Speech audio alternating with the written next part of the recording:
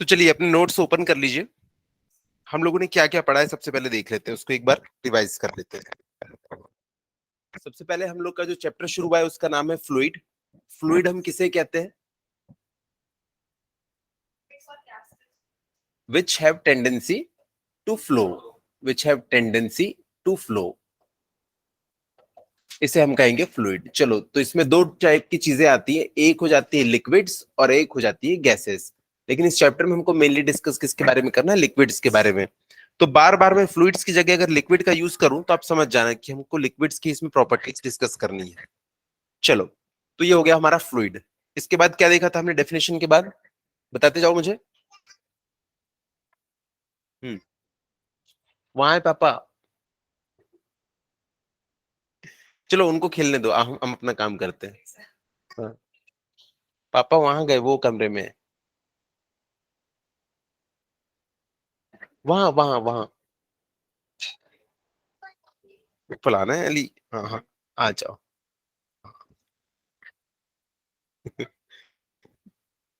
Class लेना है? आपको क्लास लेना है? हम्म चलो, तो दो टाइप के होते हैं, एक लिक्विड और एक गैसेस। इसके बाद कौन सा टॉपिक देखा था हमने फ्लूइड की डेफिनेशन के बाद?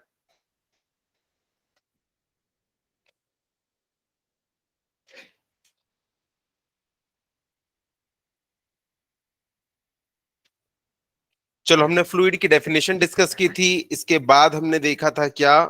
फ्लूइड के प्रेशर के बारे में, कि फ्लूइड का प्रेशर क्या होता है। तो हम लोगों ने एक चीज शुरुआत से पढ़ के रखी हुई है, क्या? Pressure is equals to force upon area. Pressure is equals to force upon area. Pressure is equals to force upon area. तो देखो, जैसे कि मान लो आप का वेकेशन लग गया, आप कहीं बाहर जाने वाले हैं। ये आपका बड़ा सा बैग है। इस बैग में ना कोई हैंडल नहीं है, और इसमें आपने इतना सारा सामान भर के रख लिया है। इसका जो वजन हो गया है वो कितना हो गया है? 50 kg इसका वजन हो गया है। अब इसमें आपने बहुत सारा वजन तो रख लिया, लेकिन अब इसमें ना कोई हैंडल नहीं है। तो विप्लव ने क्या किया, एकदम पतला सा जो तार आता है ना, एक एकदम पतला सा तार जिससे सरिया को बांधते हैं, वो एक तार लेके आया और उस तार को ना इसके ऊपर ऐसा करके बांध दिया और बोला कि यही मेरा हैंडल है। और सेम एक और बैग था किसके पास में? यश के पास में, 50 kg का। इसने क्या किया, एकदम चौड़ा सा पट्टा लेके आया, मतलब जो बेल्ट होता है ना हमारी कमर में, जो बेल्ट लगाते हैं, वो लेके आया। उसको काट के उसको यहां पे लगा दिया उसने। ये देखो इसको। अब दोनों को इसको उठाना है, बताओ किसको उठाने में ज्यादा मजा आएगा?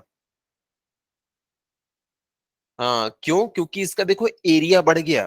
तो जब ये उठाएगा, उसको कैरी करेगा ना, तो देखो जब उसके ऊपर वजन पड़ेगा, दोनों के ऊपर फोर्स कितना लग रहा है? 50 kg का। लेकिन इसमें एरिया बहुत कम है। तो देखो 50 kg डिवाइड बाई छोटू सा एरिया, तो प्रेशर क्या होगा? बहुत ज्यादा। एक छोटे से हिस्से के ऊपर सारा का सारा फोर्स लग रहा है, प्रेशर बहुत ज्यादा है। हो सकता है कि वहां पे इनकी उंगलियां कट भी सकती है, इतना ज्यादा वहां पे कॉन्सेंट्रेटेड फोर्स लगेगा। तो हम क्या करते हैं, जितना चौड़ा हो सके उतना अच्छा यहाँ पे यूज करते हैं हैंडल, सो दैट क्या हो, आप फोर्स तो कम नहीं कर सकते, लेकिन आपने क्या किया, एरिया बढ़ा के प्रेशर को कम कर लिया। प्रेशर कम हो गया तो उससे क्या होगा कि हमको कम अब वहां पे फील होगा जो पेन है।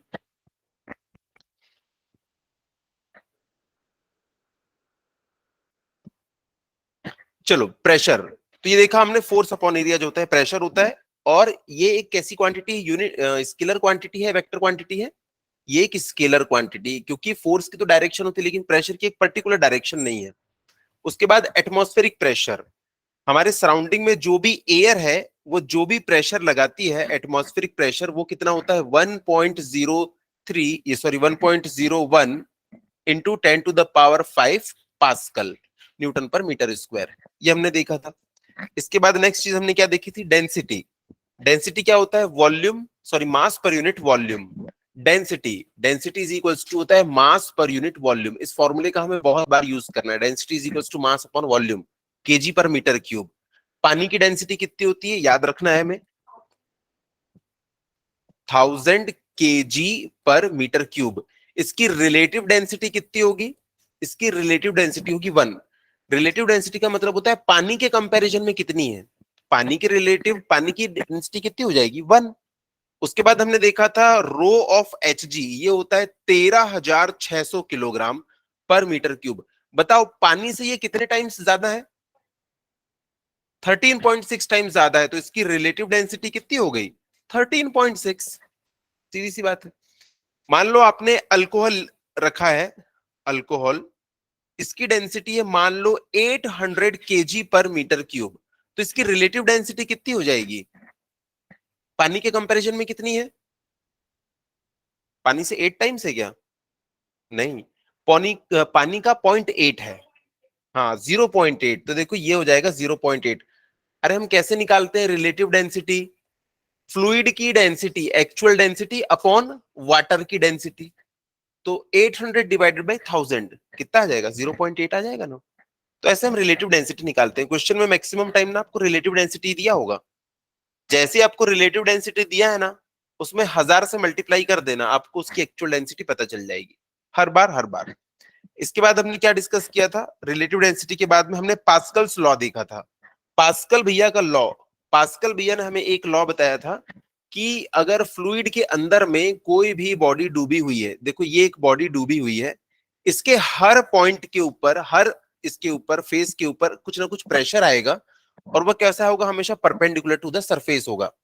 इसी का दूसरा लॉ ये बोलता है कि अगर इसके अंदर कहीं पे कोई एक पॉइंट है, तो इस पॉइंट पे चारों तरफ से लगने वाला प्रेशर क्या होगा? इक्वल होगा। पास्कल ने दो चीजें बताई थी। पहली चीज बताई थी कि किसी भी एक पॉइंट पे ना चारों तरफ से सेम प्रेशर एक्ट करता है, और दूसरी चीज बताई थी कि अंदर में अगर कोई बड़ी सी बॉडी डूबी है, तो उसके हर फेस के ऊपर जो भी प्रेशर लगेगा ना, वो कैसा लगेगा? परपेंडिकुलर लगेगा। ये दो चीज उन्होंने बताई थी। तो पास्कल के लॉ के बाद हम लोगों ने देखा था क्या? बायंसी। एक और चीज देखी थी इसके पहले, pressure due to pressure due to liquid column. Liquid column, pressure due to liquid column. Liquid भरा हुआ है किसी कॉलम में, मतलब उसकी कोई हाइट भी होगी, कोई डेंसिटी भी होगी, लिक्विड भरा है, तो उसके कारण जो प्रेशर आता है वो कितना हो जाता है? रो जी H newton per metre square. इसके बाद हमने देखा था buoyancy force. Buoyancy force, buoyancy force का फॉर्मूला क्या आया था? Buoyancy force is equals to rho ji V, जहां पे रो क्या है? लिक्विड की डेंसिटी, और वी क्या है? जितना भी वॉल्यूम इमर्स्ड है पानी के अंदर। मैंने एक एग्जांपल दिया था, स्विमिंग पूल में अगर विप्लव खड़ा है, उसका जितना शरीर पानी के बाहर है, उसके कारण बायंसी फोर्स नहीं है। जो अंदर डूबा हुआ है ना, जितना वॉल्यूम इमर्स्ड है, इसलिए मैंने यहाँ पे इमर्स्ड लिखाया था। सोचो अगर विप्लव के कंधे पे बैठा हुआ है यश, तो यश के कारण कोई बायंसी फोर्स आएगी क्या? नहीं। जितना डूबा हुआ है उसी के कारण आएगी। इसके ऊपर हम लोगों ने न्यूमेरिकल भी किया था, याद है? 10 सेंटीमीटर टोटल था, उसमें से 6 सेंटीमीटर डूबा था, तो आपने उसका वॉल्यूम लिया था। अब इसके बाद हम लोग चलते हैं किसके पास में? आर्किमिडीज के पास में। तो आर्किमिडीज प्रिंसिपल, आर्किमिडीज प्रिंसिपल क्या काम आएगा हमें एग्जाम में? एग्जाम में बस एक ही काम आएगा कि पूछेगा आर्किमिडीज का प्रिंसिपल क्या है। आप उसकी डेफिनेशन लिख दोगे, और अगर डायग्राम बना सकते हो तो डायग्राम को सिंपल तरीके से बना देना। आर्किमिडीज ने एक ही चीज बताई थी, जैसे कि आप जानते हैं, किसी भी बॉडी को पानी के अंदर डुबाओ तो पानी उसके ऊपर एक बायंट फोर्स लगाता है। पानी अपोजिट डायरेक्शन में एक फोर्स लगाता है, उसको ऊपर उठाने की कोशिश करता है।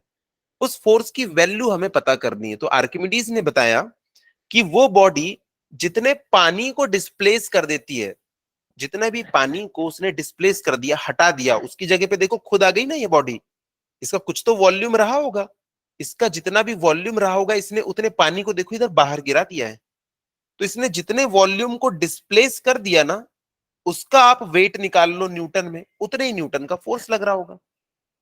मान लो यहाँ पे पानी के अंदर कौन डूब गया? यश डूब गया, और यश का जो वॉल्यूम है वो कितना है? 1 मीटर क्यूब है। तो अगर यश का वॉल्यूम 1 मीटर क्यूब है, तो 1 मीटर क्यूब पानी बाहर निकल गया होगा। अब एक बात बताओ, 1 मीटर क्यूब पानी का वजन कितना होता है? 1000 किलोग्राम होता है। तो 1000 किलोग्राम का उनके ऊपर क्या लग रहा होगा? फोर्स लग रहा होगा 1000 किलोग्राम का। यही आर्किमिडीज का प्रिंसिपल है। मैं एक लाइन में फिर से बताता हूं। कोई भी बॉडी जब पानी के अंदर डूबती है ना, तो उसके ऊपर ऊपर की तरफ एक फोर्स लगता है, जिसे हम बायंसी फोर्स कहते हैं। अब फोर्स तो लग रहा है, ये हमें पता है। इसकी वैल्यू कितनी होती है? इसने जितना पानी डिस्प्लेस कर दिया ना, उसी के वेट के बराबर यहाँ पे फोर्स लगता है। अगर इसने कोई वॉल्यूम डिस्प्लेस नहीं किया होता, तो इसके ऊपर कोई फोर्स नहीं लगता। जितना भी वॉल्यूम ये हटाएगा, उसके ऊपर उतना ही फोर्स लगेगा। जैसे जो शिप होते हैं, वो देखना अंदर में कैसे हॉलो होते हैं, इस वजह से क्या है वो बहुत सारा पानी डिस्प्लेस कर देते हैं। इतना ज्यादा पानी डिस्प्लेस, जितना ज्यादा पानी डिस्प्लेस करेंगे उतने न्यूटन का फोर्स लगेगा। तो शिप वगैरह क्या करते हैं, बहुत ज्यादा पानी को डिस्प्लेस कर देते हैं, इसी वजह से उनके ऊपर फोर्स भी बहुत ज्यादा लगता है और वो पानी के ऊपर मजे से फ्लोट करते हैं। लेकिन अगर ये लोहे के बने हुए कील को आप डुबा दोगे पानी में, तो ये तो हॉलो नहीं है, ये क्या है बहुत कम वॉल्यूम पानी को ही डिस्प्लेस कर पाता है, तो इसके ऊपर फोर्स भी कम लगता है। ठीक है, तो आर्किमिडीज का प्रिंसिपल लिखिएगा पहले। आर्किमिडीज प्रिंसिपल स्पेलिंग लिखी हुई है ARCHIMEDES, principle, Archimedes principle. It states that it states that the buoyant force, BUOYANT, buoyant force, देखो इसके ऊपर ये जो फोर्स लग रहा है ना, ये buoyant force कहलाता है। It states that the buoyant force on a body that is partially or totally immersed in fluid,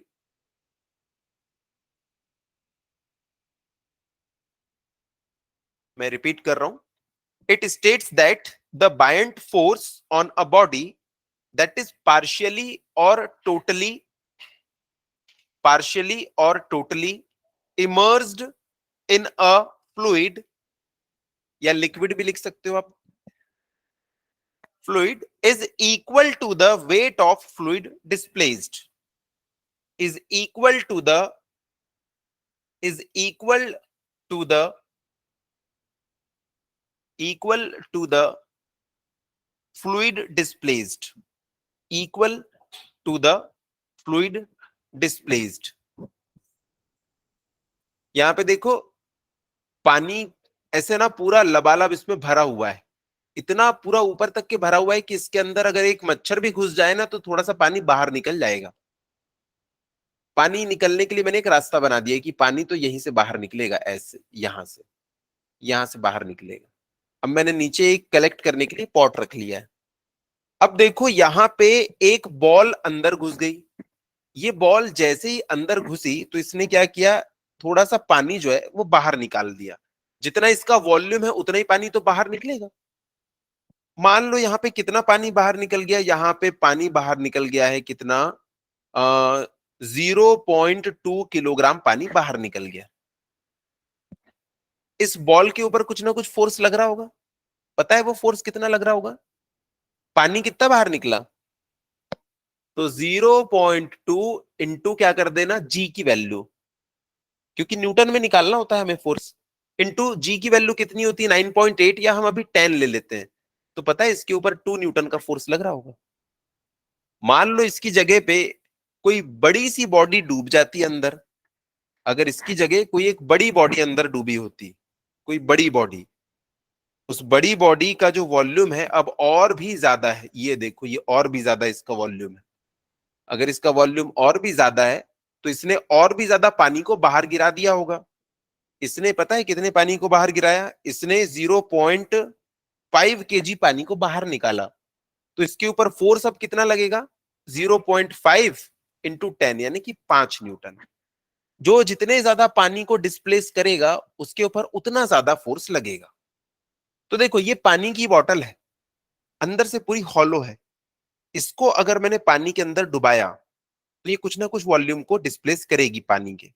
लेकिन सोचो अगर मैंने इसको पूरा ढक्कन खोल के पूरा क्रश कर दिया, इसको एकदम चिपका दिया ऐसा, जैसे प्लास्टिक की बोतल को कर सकते हैं ना, अब तो ये कम वॉल्यूम घेरेगी। अब इसको अगर पानी के अंदर डुबाया तो ये कम पानी को डिस्प्लेस करेगी, तो इसके ऊपर अब बायंसी फोर्स भी कम लगेगा। ठीक है, इसका आप लोग एक एक्सपेरिमेंट है घर जाके करेंगे। एक्सपेरिमेंट ऐसे करेंगे कि जो एल्यूमिनियम फॉइल होती है, सबने देखी है एल्यूमिनियम फॉइल, उस एल्यूमिनियम फॉइल को क्या करेंगे, पहले ऐसी पानी में डुबाने की कोशिश करेंगे, देखना वो पानी के अंदर बड़े आराम से डूब जाती है, क्योंकि एल्यूमिनियम की डेंसिटी पानी से ज्यादा होती है, तो पानी के अंदर बड़े आराम से डूब जाएगी। उसके बाद आप क्या करेंगे, एल्यूमिनियम फॉइल के उसी टुकड़े के बराबर एक और टुकड़ा लेना, मान लो वो ये टुकड़ा है, उसके बाद उसको एक बार ऐसे फोल्ड करना, 2 बार ऐसे फोल्ड करना, 3 बार फोल्ड करना, 4 बार फोल्ड करना, 5 बार फोल्ड करना, अब उसको डुबा देना पानी में। तो एल्यूमिनियम की डेंसिटी तो क्या है, पानी से ज्यादा है, तो इस बार वो डूबेगा कि नहीं डूबेगा? क्यों नहीं डूबेगा?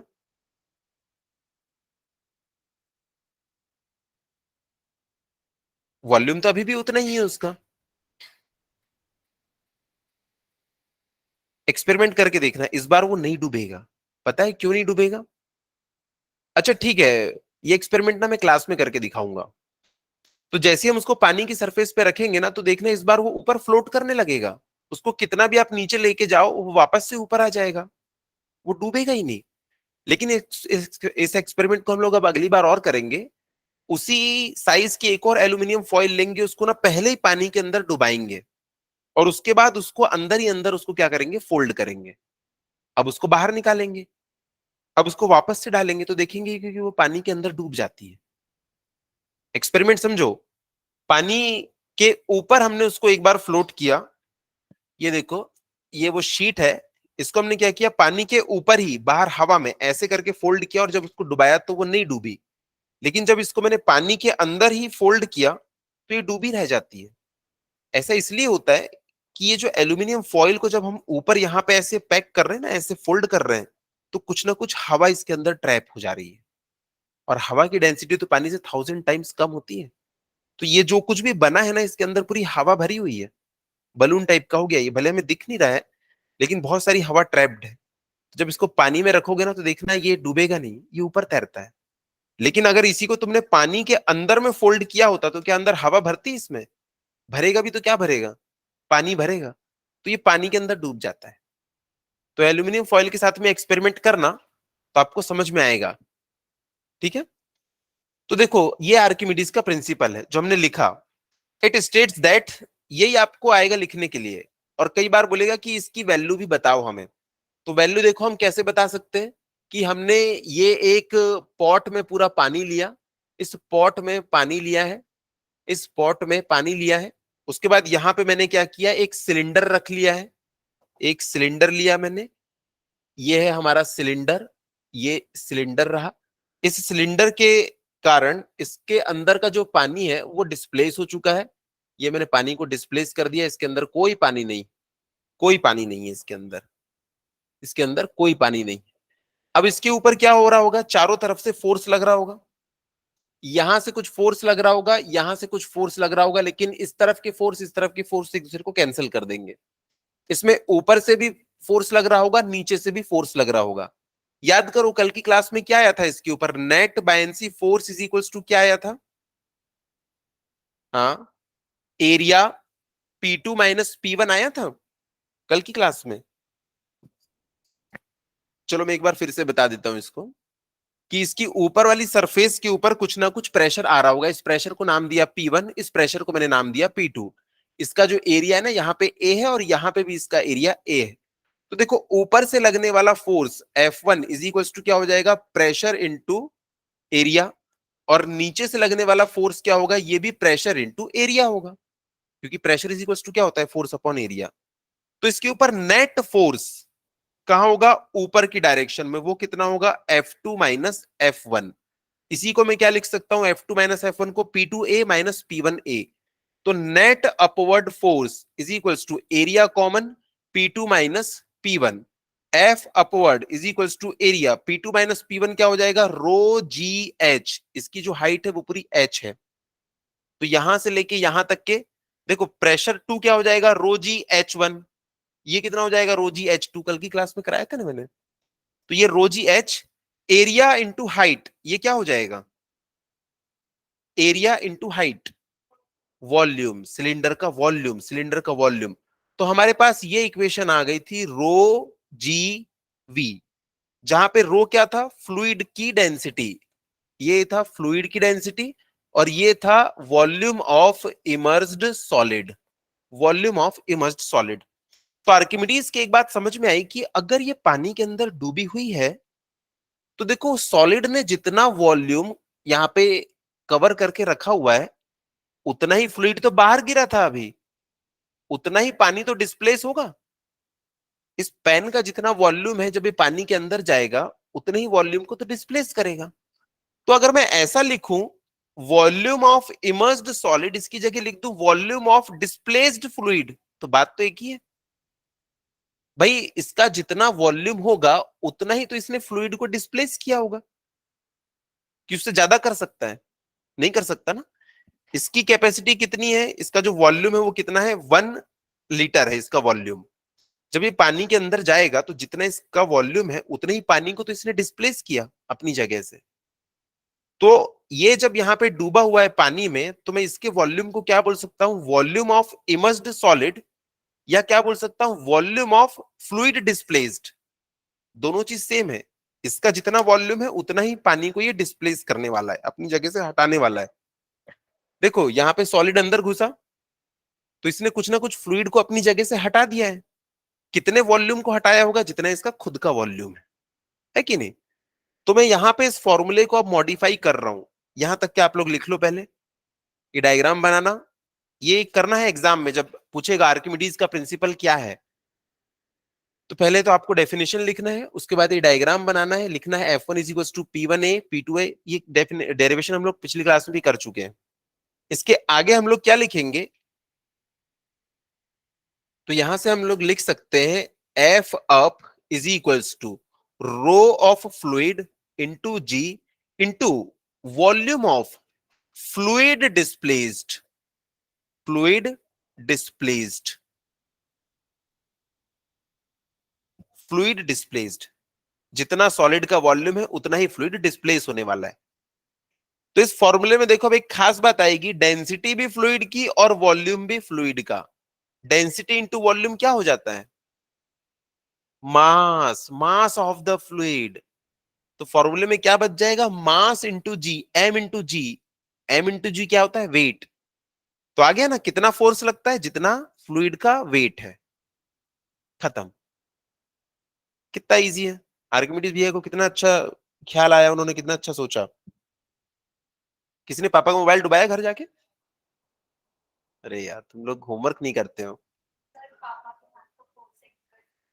अच्छा अच्छा ठीक है।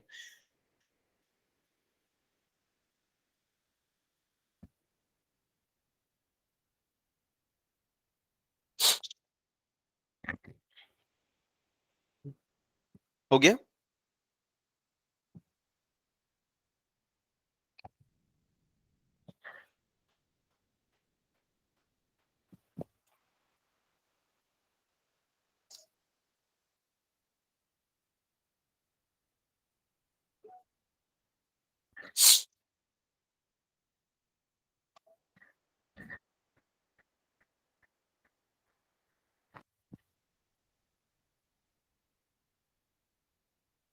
तो यहां तक के लिख लीजिएगा, upward force is equals to rho F F into ji into V of fluid displaced, fluid displaced.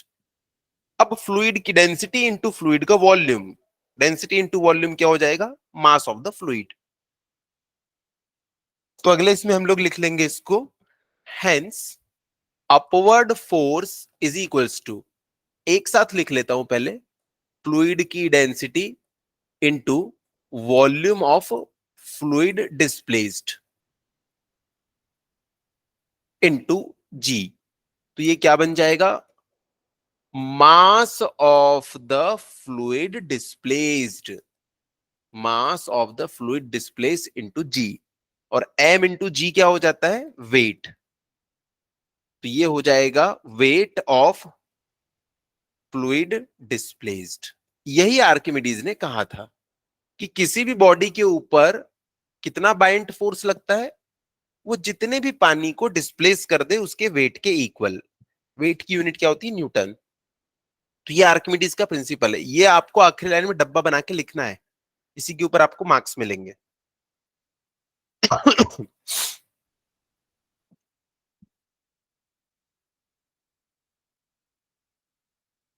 अब इसके बाद लिखिएगा,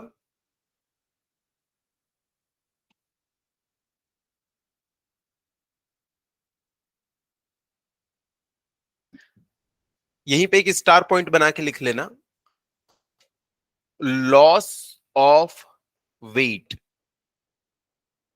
पानी जितना फोर्स अपवर्ड डायरेक्शन में लगाएगा हमको वेट में उतना ही लॉस मिलने वाला है। ये देखो ये बॉडी पानी में डूबी हुई है, पानी इसके ऊपर कुछ फोर्स लगा रहा है, तो इसके वेट में क्या हो गया, लॉस हो गया, क्योंकि इसमें ऊपर की डायरेक्शन में फोर्स लगा रहा है। अगर आप वेइंग मशीन में अपना वेट चेक करते हैं, मान लो आ गया वो 70 kg, उसको क्या करना, स्विमिंग पूल में लेके जाना, पानी में डुबाना और तब खड़े होना, देखना वो कितना बताएगा, हो सकता है 50 kg। तो आपने अपने वजन में क्या महसूस किया, कमी महसूस किया। क्यों? क्योंकि पानी आपको ऊपर की तरफ ढकेल रहा है। तो इसी को हम लोग क्या कहते हैं, लॉस इन वेट। तो देखो यहां पे इसके ऊपर 2 किलोग्राम का ऊपर में फोर्स लग रहा था, तो वेइंग मशीन क्या बता रही है, इसका वजन कितना है, 3 किलोग्राम। एक्चुअली था कितना, 5 किलोग्राम। जब उसको पानी में डुबाए ना, तो पानी ऊपर की तरफ एक फोर्स लगा रहा है, कितना फोर्स, 2 kg का। अरे 2 kg का फोर्स क्यों लगाया, क्योंकि जब ये डूबा ना, तो इसने 2 kg पानी बाहर गिरा दिया था। तो 2 kg का फोर्स लग रहा है, इसी को हम लोग क्या कहते हैं, लॉस इन वेट। देखो 5 kg को 3 kg दिखा रहा है, तो लॉस इन वेट क्या होता है, यही जितना फोर्स ऊपर की तरफ लगता है। तो देखो इसके ना कुछ नाम है। इसका पहला नाम क्या होता है, बायंट फोर्स। आपको हो सकता है पूछेगा कि बायंट फोर्स निकालो, तो हमको यही निकालना है। दूसरा इसका नाम क्या है, अपवर्ड थ्रस्ट। Upward thrust. अगर आपको पूछेगा अपवर्ड थ्रस्ट निकालो, तो भी यही हमारे पास में फॉर्मूला है, अपवर्ड थ्रस्ट। उसके बाद आपको तीसरी चीज ये पूछ सकता है कि अपरेंट वेट निकालो, अपरेंट वेट। तो भी हमको यही निकालना है, अपरेंट वेट, अपरेंट वेट। चौथी चीज इसको किस नाम से बुलाता है, लॉस इन वेट। तो भी हमको यही निकालना है, लॉस इन वेट। देखो 5 kg दिखाना था, लेकिन दिखा रहा है 3 kg। 2 kg क्या हो गया, लॉस हो गया ना, तो ये लॉस इन वेट है। तो इसके ऐसे 4 नाम है। पीडीएफ तो आपको मिल जाएगा। हाँ हाँ, APPRENT, apparent weight, apparent wait.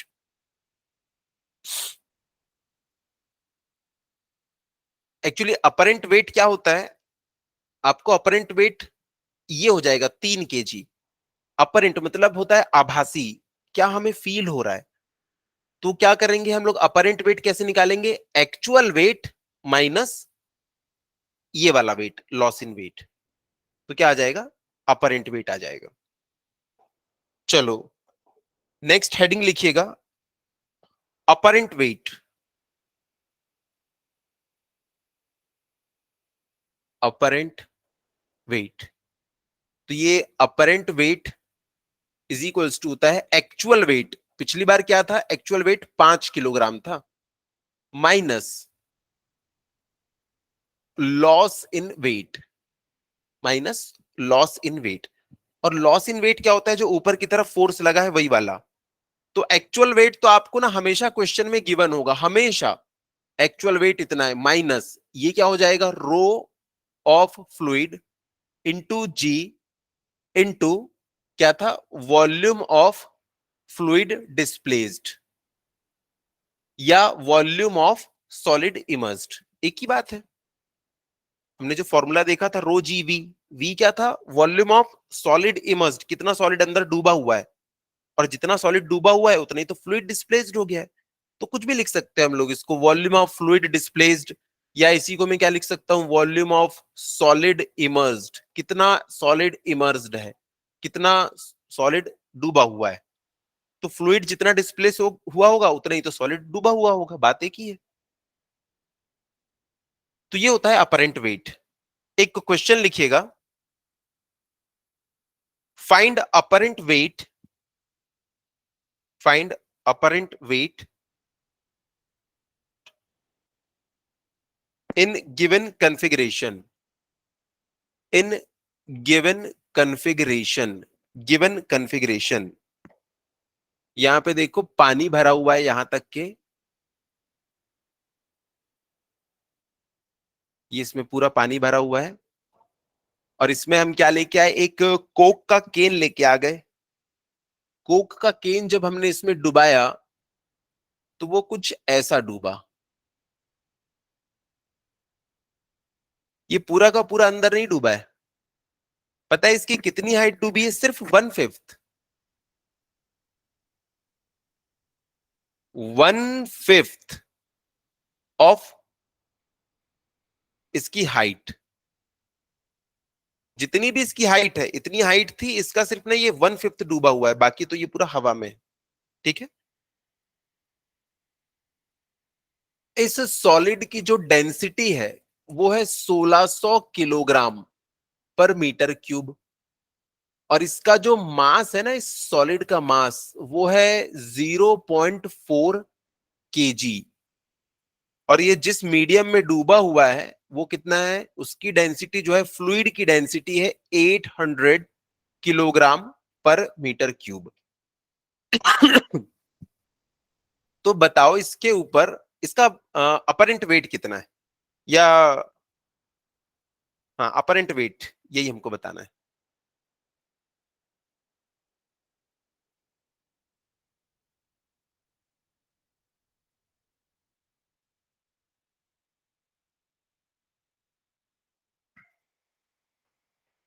Question में इसका एक्चुअल वेट दिया हुआ है, कितना है इसका एक्चुअल वेट? विप्लव कितना है इसका एक्चुअल वेट? 0.4 तो मास है, वेट कितना हो जाएगा? 0.4 इंटू 10, एक्चुअली 9.8 होता है, हम 10 ले लेते हैं। तो एक्चुअल वेट कितना है इसका? 0.4 इंटू 10, यानी कि 4 न्यूटन इसका एक्चुअल है।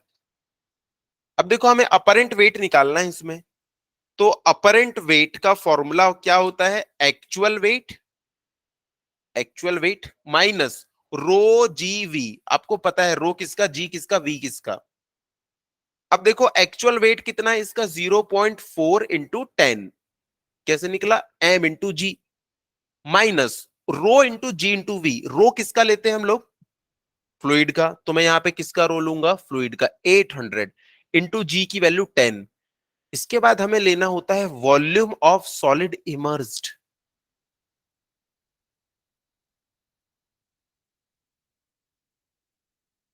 Volume of solid emerged, volume of solid emerged, कितना वॉल्यूम इसका इमर्ज्ड है बताओ? हाँ नहीं, सही जा रहे हो, लेकिन क्या पूरा का पूरा डूबा हुआ है क्या ये? तो मास अपॉन डेंसिटी करने पे पूरा वॉल्यूम आ जाएगा, उसका 1/5। देखो यहां पे हमको रखना है क्या? वॉल्यूम। और वॉल्यूम इज इक्वल्स टू क्या होता है? हमें फॉर्मूला पता है, rho is equals to mass upon volume. तो यहां से वॉल्यूम इज इक्वल्स टू क्या हो जाएगा? Mass upon density. लेकिन यार क्वेश्चन में लिखा है कि पूरा नहीं डूबा है, वो कितना डूबा हुआ है? 1/5 डूबा हुआ है। तो जो भी वॉल्यूम आएगा उसको 5 से डिवाइड कर देंगे। तो देखो इसका वॉल्यूम कितना हो जाएगा? 0.4, यही तो मास है उसका, डिवाइडेड बाई रो कितना है उसका? 1600, इंटू 1/5 कर देना। तो ये उसका एक्चुअल वॉल्यूम था बेचारे सॉलिड का। लेकिन हमको क्या लिखना है? टोटल वॉल्यूम लिखना है क्या? नहीं, वॉल्यूम ऑफ इमर्ज्ड सॉलिड। कितना डूबा हुआ है वो? 1/5 डूबा हुआ है। तो कितना वॉल्यूम लिख देंगे हम लोग? 1/5। अगर मैं बोलूं इस पेन का टोटल वॉल्यूम है 10 मीटर क्यूब, और उसका 1/5 पानी में डूबा हुआ है, 10 मीटर का 1/5 कितना मीटर क्यूब डूबा होगा? हाँ, ये पेन का टोटल वॉल्यूम है 10 मीटर क्यूब, और इसका 1/5 पोर्शन पानी में डूबा है, मतलब कितना मीटर क्यूब डूबा है? 2 मीटर क्यूब। गुड। अगर मैं बोलता आधा डूबा है तो क्या कितना लिखते? 5 मीटर क्यूब। अगर मैं बोलता 1/5, मतलब पांचवा हिस्सा इसका, पांचवा हिस्सा कितना हो जाएगा? 2। Two two two two two मिलके 10 बना रहे हैं, पांचवा हिस्सा क्या है इसका? 2। तो वैसे ही 1/5 तो आपने 1/5 से डिवाइड कर दिया, 1/5 से मल्टीप्लाई कर दिया। तो यहां पे मैं लिख लूंगा 0.4 डिवाइडेड बाई 1600, ये तो टोटल वॉल्यूम आ गया। लेकिन वॉल्यूम कौन से लिखना होता है हमको? इमर्ज्ड। इसलिए मैंने क्या किया, इसको 1/5 से और मल्टीप्लाई कर लिया, तो पता चल जाएगा कितना इसमें डूबा हुआ है। देखो तो कितना आ रहा है आंसर, समझ में नहीं आ रहा है? तो actual weight minus minus rho G into V. बस वॉल्यूम में यही आपको करना है, कितना डूबा हुआ है क्वेश्चन में देखना। अच्छा पूरा डूबा है तो पूरा वॉल्यूम ले लेना, आधा डूबा है तो 1/2 से मल्टीप्लाई करना। क्वेश्चन में लिखा होगा 1/3 डूबा हुआ है तो 1/3 से मल्टीप्लाई करना है।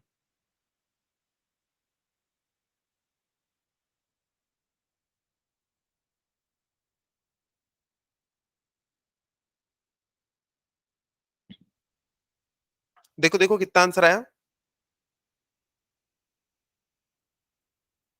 ये हो जाएगा कितना? 4 minus zero zero zero zero, इस 10 से मैं इसको 4 बना देता हूं, ये गया तो ये गया, तो ये 4 बन गया। 4/16, अच्छा, तो ये हो गया 1/4। 4 से ये चला जाएगा कितनी बार, 2 टाइम्स, तो 2/5 बचा। 2/5 यानी कि 0.4, तो 0.4, तो आंसर कितना आ जाएगा, 3.6 न्यूटन। तो जो चीज यहाँ पे 4 न्यूटन की थी, पानी में डुबाने पे पता है वो कितनी फील हो रही, 3.6 न्यूटन की। तो अगर कोई बच्चा इसको वायर से बांध के ऐसे ऊपर पकड़ा होगा ना, तो पहले इसको 4 न्यूटन फील हो रहा था, पानी में डुबाने के बाद कितना फील हो रहा है, 3.6 न्यूटन फील हो रहा है। ठीक है, चलिए लिखिएगा अगला, law of flotation. Law of flotation, flotation से आप क्या समझते हैं? हाँ, पहले तो ये बताओ फ्लोटेशन होता क्या है। लॉ ऑफ फ्लोटेशन, फ्लोट करना, यानी कि समझ जाओ तैरना, किसी फ्लूइड में कोई तैर रहा है। जैसे कि आप देखना, हम लोग भी कभी कभी पानी में जाते हैं और उसमें स्विम कर रहे होते हैं, तो हम लोग पानी की सरफेस के ऊपर है, हमारी डेंसिटी पानी से ज्यादा है, हमें तो पानी में डूब जाना चाहिए, लेकिन हम लोग क्या करते हैं, थोड़ा सा हाथ पैर मार के फोर्स नीचे लगाते हैं, बदले में पानी हमको रिएक्शन देता है, हम ऊपर रह जाते हैं। अगर हम लोग ऐसे ही पड़े रहेंगे तो पानी में डूब जाएंगे, क्योंकि हमारी डेंसिटी क्या है, पानी से थोड़ी सी ज्यादा है। तो जब इंसान जिंदा होता है ना, तो वो पानी में डूब जाता है, लेकिन पानी में डूबने के बाद जब उनकी डेथ होती है, तो वो पानी की सरफेस से ऊपर आ जाते हैं। ऐसा क्यों होता है? पानी में जब डूबी हुई है कोई बॉडी, तो वो डीकम्पोज होने लगती है, उसको बैक्टीरिया अंदर खाने लगते हैं, उससे क्या होता है, बहुत सारी गैसेस बनती है और बॉडी फूल जाती है। तो फूलने के कारण देखो अब वॉल्यूम बढ़ गया, वॉल्यूम बढ़ा मतलब उसने ज्यादा पानी को डिस्प्लेस किया। पानी ज्यादा डिस्प्लेस करोगे तो फोर्स भी ज्यादा लगेगा, आर्किमिडीज ने बताया था हमें। तो ज्यादा फोर्स लगता है तो वो पानी की सरफेस पे ऊपर आ जाते हैं। ठीक है, तो लॉ ऑफ फ्लोटेशन, पानी में या किसी भी फ्लूइड में फ्लोट करते रहना मतलब तैरते रहना। क्या हवा में भी कुछ चीज तैर सकती है? जैसे पानी में तो चीजें तैर लेती हैं आराम से, आप एक प्लास्टिक की बॉल फेंकोगे तो उसके ऊपर मस्त तैरती रहेगी, वो डूबेगी नहीं। क्या यहाँ हवा में भी इतनी कैपेबिलिटी है कि वो किसी चीज को फ्लोट करा सके? जैसे एग्जांपल, बर्ड तो फ्लाई कर रहे हैं, वो तो फोर्स नीचे लगा रहे हैं, इसलिए वो, पॉलीथीन उसको रखूंगा तो गिर जाती है यार। और क्लोज हो आप लोग, बताओ बताओ। बलून, जो हीलियम फिल्ड बलून होता है ना, देखना वो कैसे कैसे ऊपर जाने लगता है, एक जगह जाके स्टेबल हो जाता है। इवन हम इंसान लोग भी एक बलून में ट्रेवल करते हैं, देखा ना, बहुत बड़ा साइज का होता है, उसमें ना एक बर्नर होता है। बर्नर क्या होता है, उस बलून के अंदर की हवा को गर्म करता है, और जब भी कोई चीज गर्म होती है ना, तो उसकी डेंसिटी कम होने लगती है। तो जो इतनी सारी हवा है उसकी डेंसिटी बाकी की हवा की डेंसिटी से कम, तो जिस चीज की डेंसिटी कम होती है वो ऊपर जाने लगती है। जैसे कि प्लास्टिक या लकड़ी, उसको पानी के अंदर डुबाओ, उसकी डेंसिटी कम है तो वो ऊपर आ जाती है ना। पूरा खेल डेंसिटी का है, जिसकी डेंसिटी ज्यादा वो नीचे रहेगा। तो क्या होता है, वो जो हॉट एयर बलून होता है उसके अंदर की जो एयर होती है उसको हम इतना गर्म कर देते हैं कि उसकी डेंसिटी बहुत कम हो जाती है। डेंसिटी जैसे जैसे उसकी कम होने लगती है गर्म होने के कारण, वैसे वैसे अब उसके ऊपर फोर्स लगने लगता है। जितना ज्यादा डेंसिटी में फर्क, उतना ज्यादा फोर्स लगता है। आगे हम लोग देखने वाले हैं उसमें ये चीज। तो देखो लॉ ऑफ फ्लोटेशन, मैं एक लाइन में इसको खत्म कर रहा हूं, उसके बाद हम इसको समझेंगे। ठीक है, पहले तो समझ जाओ कि फ्लोट कब कोई बॉडी करेगी, कब नहीं करेगी। पूरा खेल किसका है, डेंसिटी का। फ्लोट करना है तो आप इसका एक एग्जांपल दिमाग में रखना, लकड़ी पानी के ऊपर फ्लोट करती है ना। तो देखो इसमें ना दो चीजें हैं, एक तो है सॉलिड, सॉलिड की जो डेंसिटी है हम उसको बोलेंगे रो एस, और जो हमारा फ्लूइड है उसकी डेंसिटी को हम क्या कहेंगे, रो एफ।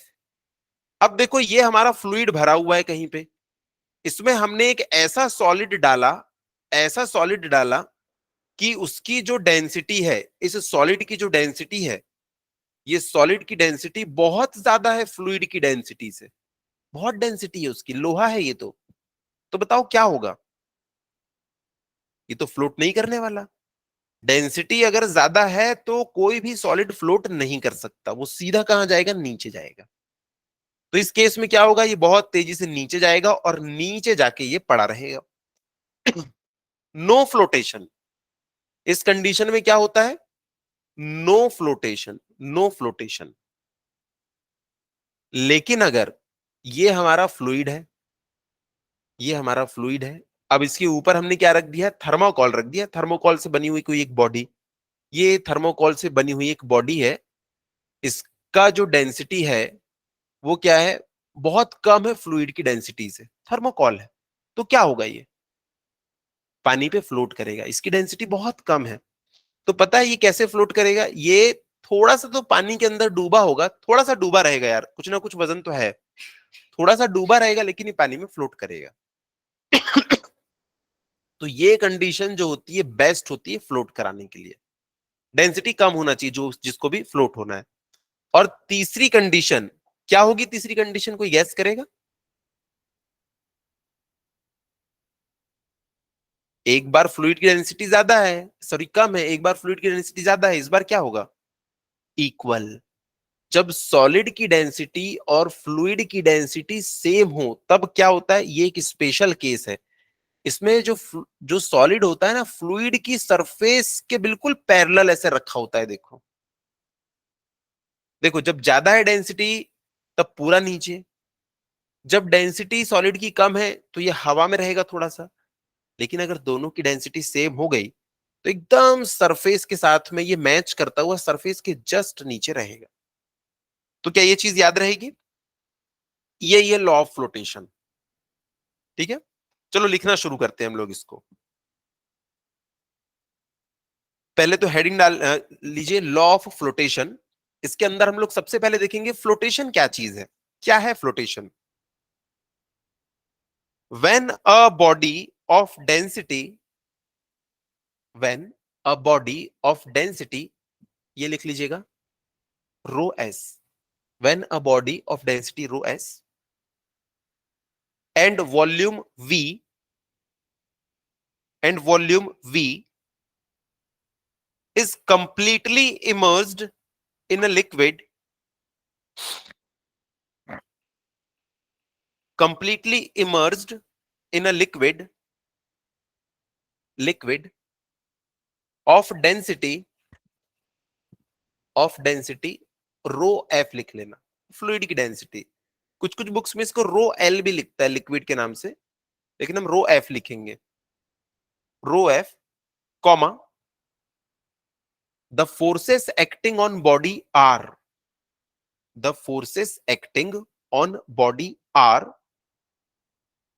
नेक्स्ट लाइन में लिखना नंबर वन, नेक्स्ट लाइन में लिखना नंबर वन। तो देखो इस बॉडी के ऊपर कितने फोर्स लगने वाले हैं ये आप लोग यहां पे देख के बताएंगे मुझे। मैंने हेडिंग में इसमें लिखवाया है डेफिनेशन में कि जब भी कोई एक बॉडी पानी के अंदर फुली इमर्स्ड है, पूरी तरीके से डूबी हुई है, इसके ऊपर फॉलोइंग फोर्सेस एक्ट करते हैं, ये वो बॉडी है। इसके ऊपर कितने फोर्सेस एक्ट कर रहे हैं वो हमको देखना है। तो देखो इधर इधर से प्रेशर लगता था, वो दोनों एक दूसरे को नलीफाई कर दिए। एक इधर से लगता था, एक इधर से लगता था, तो दोनों का हमने प्लस माइनस करके ये निकाला कि यार एक ही फोर्स लगता है इस डायरेक्शन में, जिसको हम क्या बोलते हैं, बायंट फोर्स, है ना। तो इधर इधर से लगने वाला तो एक दूसरे को कैंसिल कर दिया, यहां से लगने वाला छोटा था, यहां से लगने वाला बड़ा फोर्स था, तो नेट फोर्स कितना आ गया, ये वाला।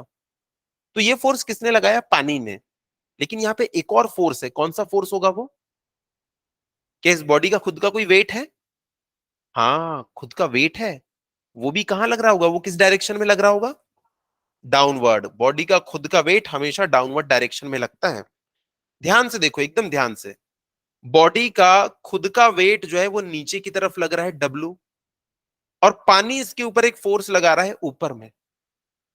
अगर इसकी वैल्यू ज्यादा होगी तो नीचे आ जाएगा, इसकी वैल्यू ज्यादा होगी तो ऊपर चला जाएगा, बात खत्म।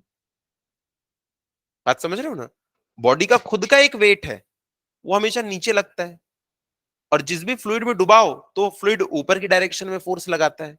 दोनों में से जो जीत जाएगा बॉडी उस डायरेक्शन में जाएगी, है ना। तो लिखिएगा दो फोर्स लगते हैं। Number 1, weight of the body. Number 1, weight of the body, bracket में लिख लेना वर्टिकली डाउनवर्ड। ये हमेशा डाउनवर्ड लगेगा, वर्टिकली डाउनवर्ड, वर्टिकली डाउनवर्ड। और नंबर 2 लिखना buoyant force. Buoyant force, BUOYANT, buoyant force. इसी को हम क्या बोलते हैं, और अप थ्रस्ट भी कहते हैं। इसकी वैल्यू कितनी होती है, rho ji v, rho of fluid g, volume of solid immersed या volume of liquid displaced, rho ji v, है ना। तो हमने दो फोर्सेस के नाम गिना दिए। अब यहां पे तीन केसेस बनेंगे। पहला केस बनेगा ये ज्यादा है ये कम है, तो बॉडी डूब जाएगी। दूसरा केस बनेगा ये तो बहुत कम है ये बहुत ज्यादा है, तो बॉडी ऊपर चली जाएगी। तीसरा केस क्या बनेगा, ये दोनों आपस में इक्वल है। तो केस नंबर 1 क्या करना है, बॉडी को डुबाएं कि ऊपर उठा दें, डुबा दें, चलो डुबा देते हैं। केस नंबर 1 लिखो, केस नंबर 1 हम बॉडी को डुबाने वाले हैं। तो बताओ क्या ज्यादा होगा, डब्ल्यू ज्यादा होगा या एफ अफ ज्यादा होगा, डब्ल्यू ज्यादा होगा। और डब्ल्यू कब ज्यादा हो सकता है, जब बॉडी की डेंसिटी ज्यादा हो फ्लूइड से, है ना। कैसे पता इसने जितना वॉल्यूम डिस्प्लेस किया है उतना ही तो फ्लूइड का वॉल्यूम डिस्प्लेस हुआ है। तो फ्लूइड का जितना वॉल्यूम डिस्प्लेस हुआ है उतना ही ये फोर्स लगाएगा। अब इसने जितना वॉल्यूम डिस्प्लेस किया है, volume into density, volume into density, density किसकी, सॉलिड की, तो वेट आ जाएगा। वॉल्यूम इनटू डेंसिटी फ्लूइड की, तो आपको एफ अप मिल जाएगा। तो लिखिएगा case number 1, if density of body is greater than fluid.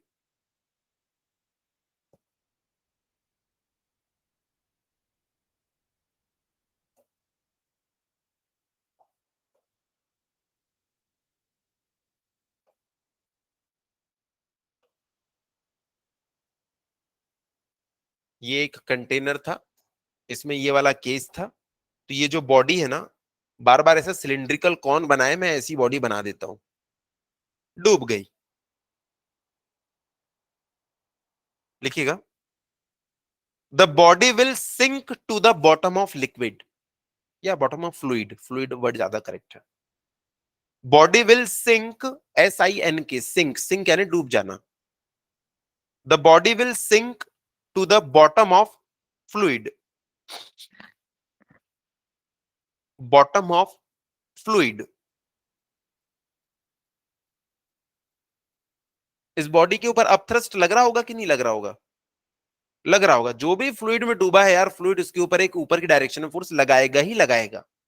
लेकिन वो बेचारा इतना छोटा सा है, इस वेट के सामने कुछ भी नहीं है, इसलिए बॉडी नीचे आके डूब गई है। ठीक है। तो इस केस में अगर आपसे कोई बोले अपरेंट वेट निकालो, तो फॉर्मूला तो वही है यार, फॉर्मूला कभी चेंज नहीं होगा।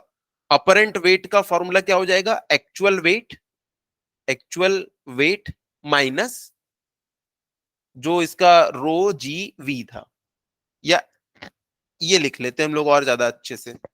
इसका फॉर्मूला तो हमको पता है, रो जी v, F up, weight minus F up, यही लगेगा इसमें अपवर्ड थ्रस्ट, है ना।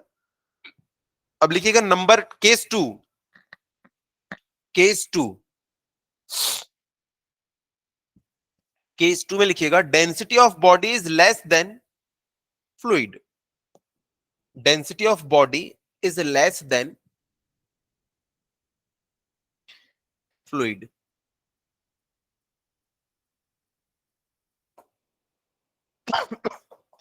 इस केस में क्या होगा, बॉडी ना थोड़ी सी डूबी हुई होगी, इसको थोड़ा सा डुबा देना।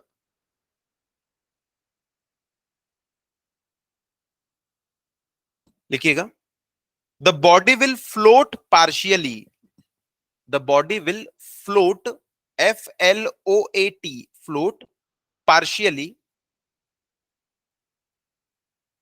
इसका मतलब ये होता है थोड़ी सी डूबी होगी, थोड़ी सी हवा में होगी, partially, full stop. In this case, in this case body will move up, body will move up. अच्छा एक बात बताओ, इस केस में वॉल्यूम ऑफ सॉलिड इमर्ज्ड या वॉल्यूम ऑफ सॉलिड, सिर्फ मैं ये बोल रहा हूं वॉल्यूम ऑफ सॉलिड, सॉलिड का जो भी वॉल्यूम है और volume of fluid displaced, volume of fluid displaced, ये दोनों सेम है या अलग अलग है? वॉल्यूम ऑफ सॉलिड, हाँ इस वाले केस में सेम है, जितना भी सॉलिड का वॉल्यूम है उतना ही फ्लूइड डिस्प्लेस्ड है। मैं टोटल सॉलिड के वॉल्यूम की बात कर रहा हूं, टोटल वॉल्यूम की। लेकिन इस वाले केस में जो टोटल वॉल्यूम है सॉलिड का, उससे कम फ्लूइड डिस्प्लेस्ड हुआ है ना? ये दोनों में अंतर है, याद रखना। इसमें अंतर है, लिखिएगा। In this case the body will move up and the volume of liquid displaced by body will be less than the volume of body, less than the volume of body. मैं यहां पे लिख सकता हूं वॉल्यूम ऑफ सॉलिड, मैंने emerged नहीं लिखा है, ये क्या है, ज्यादा है। Volume of fluid displaced, fluid displaced total volume से तो कम है।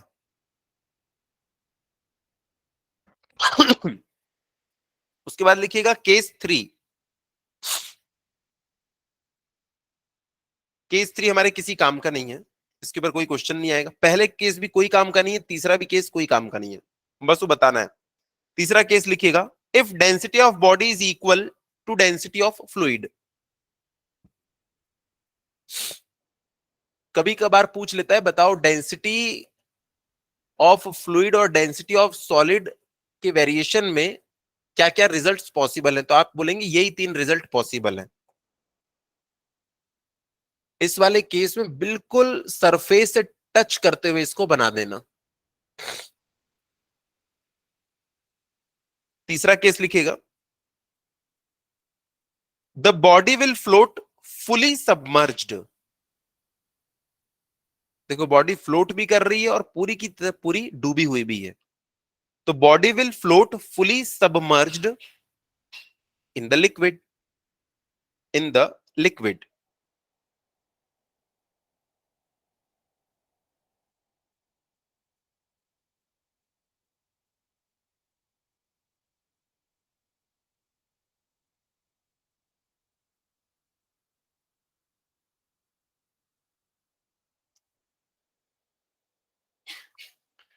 तो देखो, जब भी आपके पास क्वेश्चन आ जाए कि आपको फ्लोटेशन का क्वेश्चन बनाना है, तो यही वाला आपके पास में क्वेश्चन आएगा जिसमें बॉडी ना थोड़ी सी हवा में होगी, थोड़ी सी पानी के अंदर डूबी होगी। हम इसमें एक ही कॉन्सेप्ट लगाएंगे और सारे के सारे क्वेश्चन को सॉल्व कर लेंगे। वो कॉन्सेप्ट क्या है, देखो कि अगर बॉडी इस तरीके से पानी में डूबी हुई है, ये हमारा फ्लूइड है, इसमें आधी बाहर मतलब थोड़ी सी बाहर और थोड़ी सी अंदर है। इस बॉडी को मैंने बना दिया इस तरीके से, ये थोड़ी सी अंदर और थोड़ी सी बाहर है। बताओ यहां पे क्या क्या पॉसिबल है। बॉडी के ऊपर नेट फोर्स 0 है।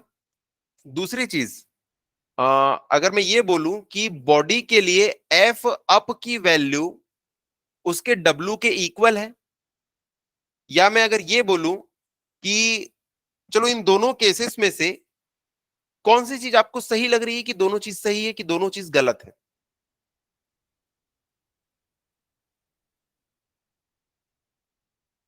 बॉडी के ऊपर नेट फोर्स 0 है। जब भी किसी बॉडी के ऊपर नेट फोर्स 0 होता है, वो अपनी कंडीशन में ही रहती है। क्या ये बॉडी नीचे जा रही है, क्या ये ऊपर जा रही है? नहीं, ये तो स्टेशनरी पोजीशन में है। यानी नीचे की तरफ लगने वाला force will be equal to ऊपर की तरफ लगने वाला फोर्स, तभी तो बॉडी स्टेशनरी अपनी पोजीशन पे बनी है। सोचो अगर इसमें एफ अप की वैल्यू बढ़ जाए, ज्यादा होती तो ये तो और ऊपर जाती, अगर इसका डब्ल्यू ज्यादा होता तो ये तो नीचे चले जाती। दोनों आपस में बैलेंस्ड है, इसलिए बॉडी कैसी है, अपनी जगह पे बनी हुई है। तो इसमें से कौन सा वाला ज्यादा सही लग रहा है? देखो दूसरा वाला ना कभी कभी सही रहेगा कि बॉडी पे जितना ऊपर फोर्स लग रहा है उतना ही उसका वेट है। ऐसा क्यों बोल रहे हो सर? ऐसा मैं इसलिए बोल रहा हूं, किसी किसी क्वेश्चन में ना आपको ऐसा दिया होगा कि ये ऊपर से ना एक स्प्रिंग से बंधा हुआ है, ऊपर से एक स्प्रिंग से ये बंधा हुआ है। अरे तो भैया जितना इसका वेट नीचे लग रहा है, इसको बायंसी फोर्स और ये स्प्रिंग का फोर्स मिल के संभाल के रखे। बात समझ रहे हो? अगर इस पानी की बोतल को मैं सीधा पानी में छोड़ दूं, ये ऊपर तैरने लगेगी, तब मैं बोल सकता हूं इसका नीचे लगने वाला फोर्स और ऊपर लगने वाला फोर्स इक्वल है। लेकिन अगर मैं इसको ऐसे पकड़ के रखूं और पानी में डुबाऊं, तो मैंने भी तो पकड़ के रखा है, मैं भी तो एक फोर्स लगा रहा हूं। तो बॉटल का नीचे लगने वाला फोर्स और बायंसी फोर्स और मेरे हाथ का फोर्स, ये तीनों आपस में इक्विलिब्रियम में होंगे। तो बॉडी के ऊपर नेट फोर्स हमेशा जीरो होता है। इन तीनों को ऐड करोगे ना, तो नीचे लगने वाला फोर्स, ऊपर लगने वाला फोर्स और मेरे हाथ का फोर्स, ये आपस में क्या हो जाएंगे, इक्वल हो जाएंगे। तो ये वाली कंडीशन तो हमेशा सत्य है। ये कब सत्य है? जब आपने ऊपर से बांध बांध के नहीं रखा है, स्प्रिंग स्प्रिंग कुछ नहीं, बॉडी को ऐसे ही छोड़ दिया है, तब ये सच होगा। तो हम लोग हमेशा किसका इस्तेमाल करेंगे? इसका इस्तेमाल करेंगे। तो देखो, अगर इस केस में मैंने ऊपर कोई भी स्प्रिंग नहीं लगाई है, इसमें देखो कोई भी स्प्रिंग नहीं लगी हुई है, तब इस केस में मैं बोल सकता हूं हाँ, इस केस में यार जितना फोर्स ऊपर की तरफ लग रहा है वो किसके इक्वल है? डब्लू के इक्वल है। बॉडी पे नेट फोर्स जीरो है, net force, net force zero है। इसका कहने का मतलब क्या है? नेट फोर्स, इसमें नीचे की तरफ लगने वाला फोर्स कितना है? डब्लू। इसको मैंने ले लिया माइनस में। ऊपर की तरफ लगने वाला फोर्स कितना है? F up, equal to zero. और कोई फोर्स दिख रहा है क्या? और कोई फोर्स नहीं है। तो ऊपर की लगने वाला फोर्स पॉजिटिव, नीचे की तरफ लगने वाला फोर्स नेगेटिव। तो यहां से मैं लिख सकता हूं ना, F up is equals to W. Very good. आ गया देखो नीचे वाला रिजल्ट। लेकिन मान लो ये बॉडी कुछ इस तरीके से होती कि ये पानी में ना डूबी हुई है, ऐसे डूबी हुई है, लेकिन ऊपर से ना मैंने एक स्प्रिंग भी लगा के रखी हुई है। तो आप लोग देखो, क्या स्प्रिंग इसको अपनी तरफ खींच रही होगी कि नहीं? स्प्रिंग हमेशा क्या करेगी, जब भी कोई उसमें मास लटका है तो उसको अपनी तरफ खींचने की कोशिश करेगी। ये देखो ना यार, यहाँ पे ये स्प्रिंग लगी हुई है, इसके एंड में मैं कुछ बांध दूं तो स्प्रिंग लटक जाएगी, पर क्या करेगी, इसको ऊपर की तरफ खींचेगी। तो स्प्रिंग ना हमेशा एक फोर्स ऊपर की तरफ लगाएगी, जिसको मैं बोलूंगा स्प्रिंग फोर्स। पानी एक फोर्स हमेशा ऊपर लगाएगा, जिसको हम बोलेंगे अपवर्ड फोर्स। और डब्लू तो लगता है क्या, नीचे। तो इस केस में देखो कौन कौन से फोर्स ऊपर जा रहे हैं, कौन कौन से नीचे। तो F up plus F spring minus W equal to zero. तो यहां से मैं लिख सकता हूं F up plus F spring is equals to W. बस दो ही केस है यार, तीसरा कोई केस ही नहीं है। स्प्रिंग आ गई तो स्प्रिंग का फोर्स भी ऐड कर देना, स्प्रिंग भी उसको ऊपर खींच रही है ना। तो ये वाला केस। तो नेट फोर्स हमेशा जीरो होता है। देखो उसी का हमने इस्तेमाल किया, यहाँ पे टोटल फोर्स को जीरो से इक्वेट कर दिया, तो ये रिजल्ट मिला। तो सत्य कौन सी चीज है? ये वाली, नेट फोर्स फ्लोटिंग बॉडी पे कितना होता है? हमेशा जीरो। फ्लोटिंग बॉडी पे नेट फोर्स कितना होगा? जीरो। अगर वो जीरो नहीं हुआ, ये और ये फोर्स दोनों आपस में इक्वल नहीं हुए, तो बॉडी ऊपर या नीचे चली जाएगी। इसलिए नेट फोर्स हमेशा क्या होता है? जीरो। चलिए इसी क्वेश्चन का हम लोग, मतलब इसी के ऊपर हम लोग क्वेश्चन बनाएंगे। चलिए लिखिएगा एक क्वेश्चन।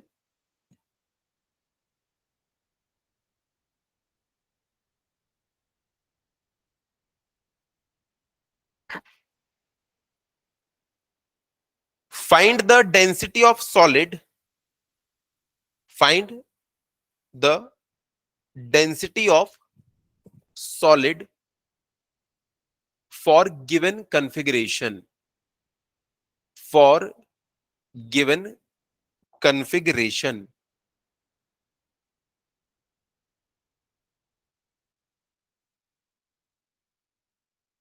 ये L/2 ऊपर है, L/2 नीचे है, मतलब आधा ऊपर तैर रहा है और आधा नीचे डूबा हुआ है। ठीक है। और यहाँ पे ये जो फ्लूइड भरा हुआ है ना, रो एफ, ये कितना है, 800 किलोग्राम पर मीटर क्यूब है। 800 किलोग्राम पर मीटर क्यूब है। आप लोग चाहो तो इस क्वेश्चन को ना बिना सॉल्व के भी आंसर बता सकते हो। देखो आधा ऊपर है आधा नीचे है, तो उसकी डेंसिटी कितनी होगी, पानी से ज्यादा होगी कि कम होगी। सॉलिड की डेंसिटी देखो तैर रहा है वो पानी पे, तो पानी से उसकी सॉरी इस लिक्विड से उसकी डेंसिटी ज्यादा होगी कि कम होगी, कम होगी, तभी तो ऊपर फ्लोट कर रहा है। और देखो आधा ऊपर है आधा नीचे है, उसकी डेंसिटी कितनी होनी चाहिए, हाफ। अभी हम लोग सॉल्व करेंगे इसको, पहले इस डायग्राम को बना लो। तो देखो जब ये पानी पे फ्लोट कर रहा है, पानी के ऊपर ये फ्लोट कर रहा है और पूछ रहा है कि इसकी जो डेंसिटी है ना, इसकी डेंसिटी वो कितनी होगी। मैं यहां से ना एक रिजल्ट निकाल के बताऊंगा और हम वो रिजल्ट को याद रखेंगे। तो हम लोग लिखेंगे as the body is floating, as the body, as the body is floating, hence net force on body is equals to zero. हमने यही तो सीखा है, नेट फोर्स किसी भी फ्लोटिंग बॉडी पे कितना होता है, जीरो। चलो अब इसके ऊपर नेट फोर्स लग कितना रहा है वो देखते हैं। कितने फोर्स लगते हैं यार किसी बॉडी पे, दो लगते हैं, एक उसका खुद का वेट और दूसरा बायंसी फोर्स। तो मैंने लिखा कि दो ही तो फोर्स लगेंगे, एक लगेगा F up minus W equal to zero. बस यही दो फोर्स है। कोई स्प्रिंग स्प्रिंग दिख रही है क्या, नहीं, कोई फोर्स ही नहीं लगेगा। F up is equal minus W equal to zero.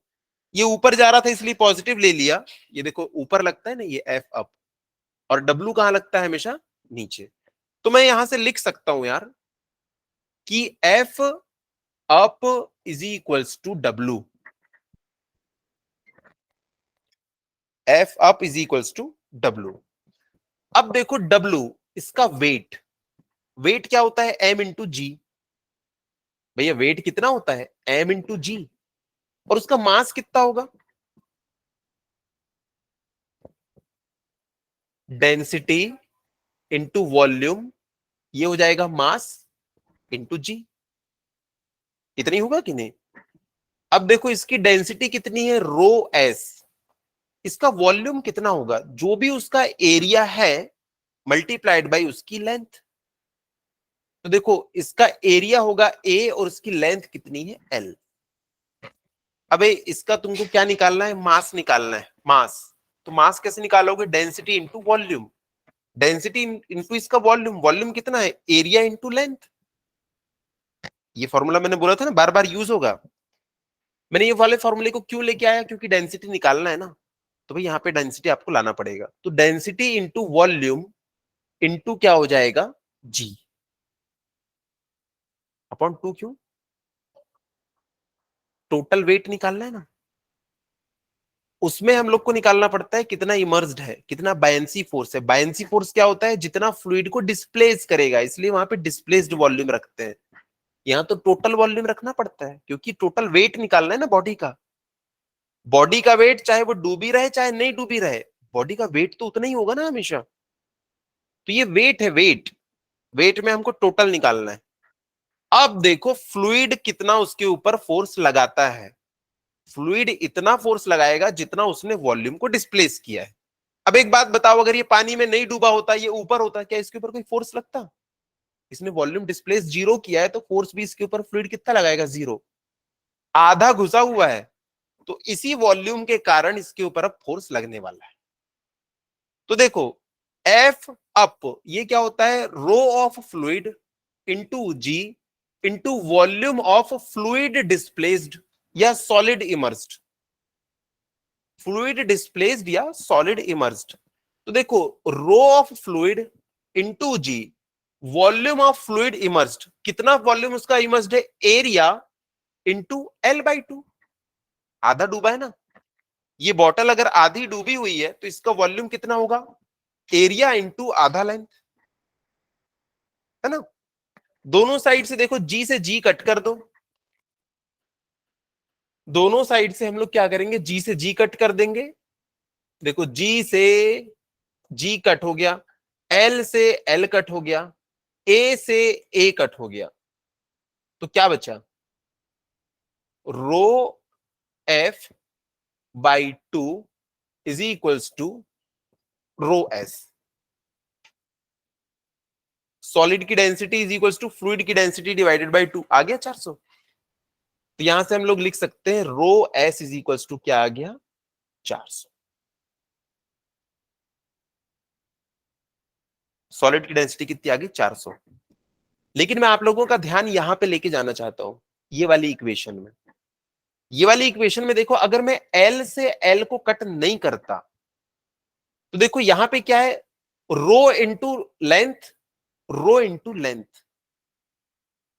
Row of solid into total length, rho of fluid into जितना डूबा हुआ है वो वाली लेंथ।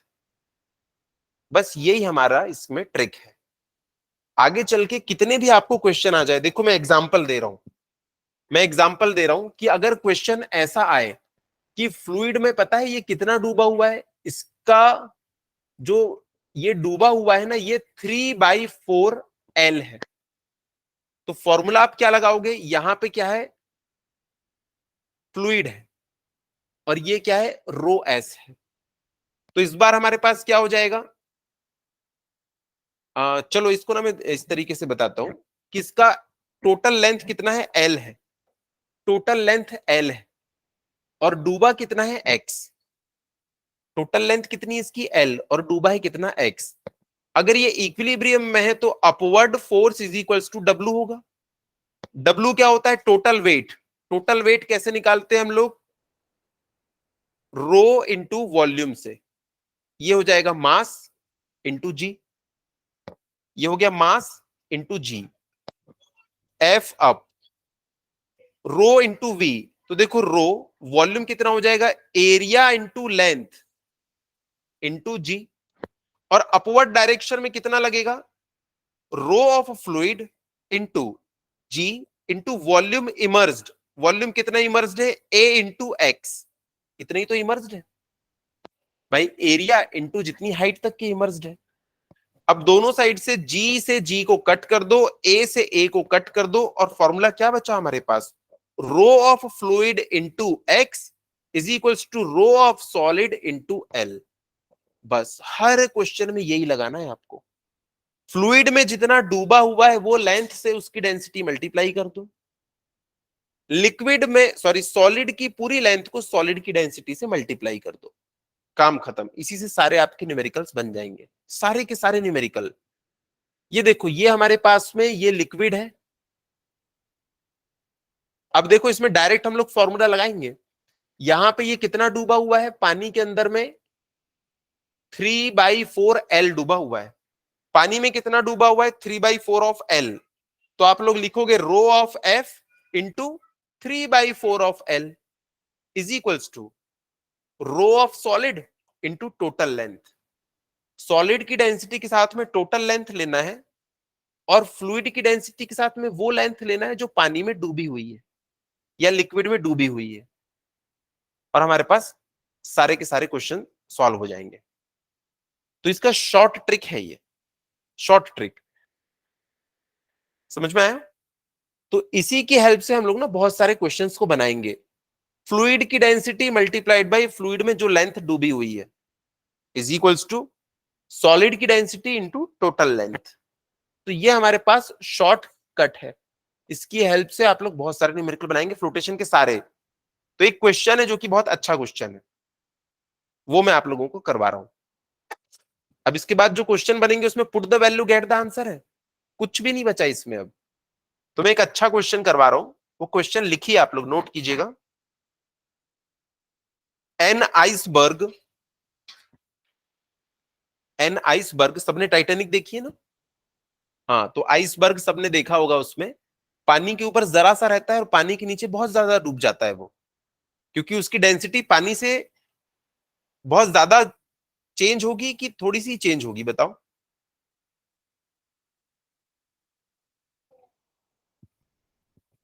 ये पानी की सरफेस है, तो जो आइसबर्ग होता है ना, वो इतना सा ऊपर होता है और बाकी पूरा का पूरा नीचे होता है। पानी की डेंसिटी और बर्फ की डेंसिटी बहुत ज्यादा अंतर होगा कि बहुत कम डिफरेंस होगा? जितना हल्का होता बर्फ वो उतना ऊपर होता, उतना बाहर। और अगर इसकी डेंसिटी पानी से ज्यादा होती तो पूरा डूब जाता। अगर एग्जैक्टली इक्वल होती तब तो सरफेस को टच करके रहता। देखो ऐसे रहता, हल्का सा बाहर है, यानी इसकी डेंसिटी हल्की सी कम है पानी से, एकदम मामूली सी। अगर इसकी डेंसिटी पानी से बहुत कम होती तो पता ही तो बहुत ज्यादा बाहर रहता। लेकिन पानी की डेंसिटी से थोड़ी सी ही इसकी डेंसिटी जो है ना कम है, इस वजह से वो बेचारा पानी पे तैरता रहता है, हल्का सा ऊपर बाकी नीचे। तो क्वेश्चन लिखिएगा, एन आइसबर्ग, ब्रैकेट में लिखना 0.9 ग्राम पर सेंटीमीटर क्यूब। क्या दिया हुआ है ये? हाँ, डेंसिटी दिया हुआ है। मास पर यूनिट वॉल्यूम डेंसिटी है ये। चाहे मास को ग्राम में दे, चाहे किलोग्राम में दे, चाहे टन में दे, है तो भैया ये डेंसिटी। एन आइसबर्ग, ब्रैकेट में आपने ये लिखा, bracket close, floats on sea water, floats on sea water, bracket में लिख लेना 1.1 ग्राम पर सेंटीमीटर क्यूब। ये सी वाटर की डेंसिटी है, 1.1 ग्राम पर सेंटीमीटर क्यूब। पानी की डेंसिटी ज्यादा है, बर्फ की कम है, इसलिए उसके ऊपर फ्लोट कर रहा है। और देखो थोड़ी सी ही कम है। Full stop. Find the fraction of ice, find the fraction of ice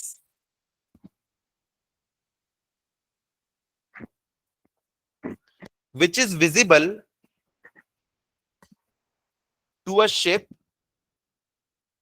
which is visible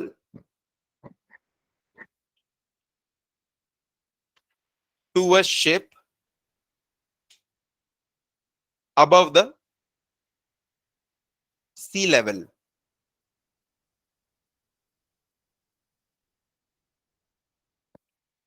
बर्फ का कितना हिस्सा बाहर दिखाई देगा जो शिप है उसको, कितना हिस्सा, वो फ्रैक्शन आपको निकालना है। तो बस यही वाला आपको यूज करना है, यही वाला रिलेशन। आपको हाइट ही तो निकालना है ना। तो मुझे आंसर बताओ इसका, जो बच्चे ऑनलाइन है वो भी पार्टिसिपेट करें, आंसर बताएं इसका कि कितना हिस्सा उसको बाहर दिखाई देगा, कितना फ्रैक्शन। रेशियो पूछा इसने बस हाइट्स का।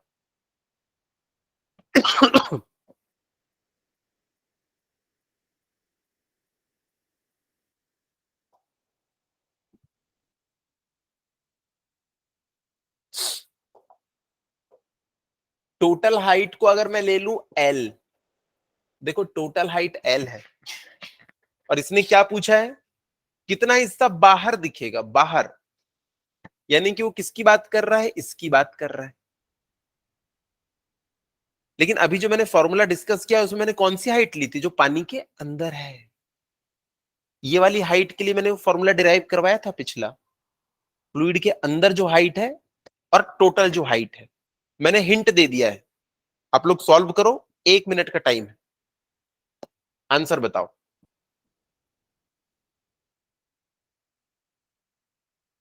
यश का आंसर आगे है लगता है, बता नहीं रहा है।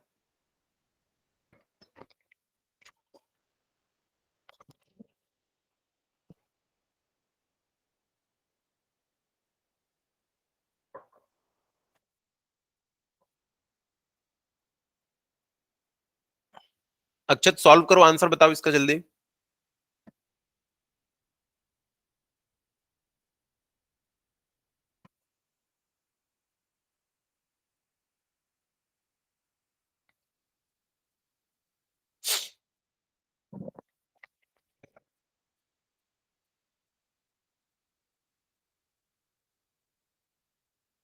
क्वेश्चन में पूछ रहा है ये वाली हाइट और ये वाली हाइट का रेशियो, टोटल का कितना फ्रैक्शन दिख रहा है बाहर।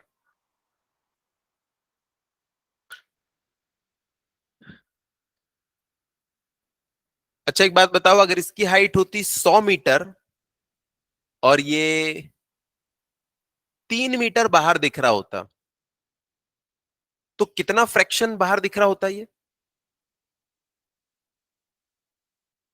97 तो अंदर है। फ्रैक्शन पूछ रहा है, रेशियो टोटल हाइट का कितना बाहर है, 3/100, इतना ही तो बाहर है, 3/100। अगर पूरा बाहर होता तो क्या हो जाता, 100/100, 1। ए 1/11। देखते हैं अभी आंसर। चलो इसको मैं सॉल्व करता हूं। मैंने लगाया वही वाला फॉर्मूला जो अभी अभी आप लोगों को बताया था, rho of fluid into fluid में जो हाइट है इसकी। देखो formula, rho of fluid into fluid में जो हाइट है is equals to rho of solid into total जो इसकी हाइट है। मैंने मान लिया इसकी टोटल हाइट कितनी है, एल, और ये वाली हाइट कितनी है, एक्स, क्योंकि फ्लूइड के अंदर की हाइट को हम रख सकते हैं इस फॉर्मूले में, है ना। तो देखो इसको मैं निकालता हूं, rho f into x is equals to rho s into l, और इसने पूछा है ना कितना फ्रैक्शन बाहर है।